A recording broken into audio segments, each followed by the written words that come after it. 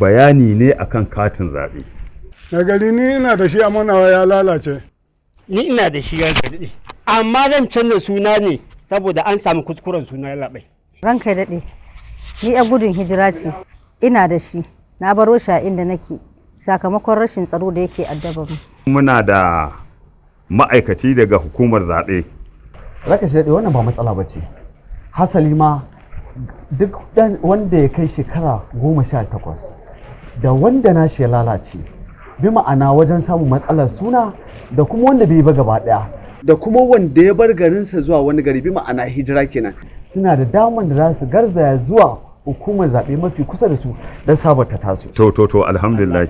A yanzu dai hukumar zaɓe ta ƙasa INEC ta ci gaba da yin rajistar mallakar katin zaɓe a ofisoshinta ko kuma cikin sauƙi ta hanyar amfani da wayoyinku na salula ko na'ura mai kwakwalwa ko kuma tashoshin rajistar katin zaɓe da ƙungiyar Nova ta buɗe. Cikin sauƙi za ku shiga adireshin yanar gizo na INEC ta wayan salularku domin yin rajistar katin zaɓen akan www.cvr.inec.gov.ng. Daga nan kuma za ku ziyarci ofishin INEC din a karamar hukumar ku domin kammala matakin rajistar inda za a ɗauki hotunan ku da kuma zanen yatsun ku. Daga nan ne za ku samu damar mallakar katin zaben ku na dindindin. Ku kuma tabbata kun fita kun kada ƙuri'a ranar zaɓe domin ƙuri'ar ku ita ce 'yancin ku. Wannan saƙo ne daga haɗakar masu kada ƙuri'a ta Arewa Nova.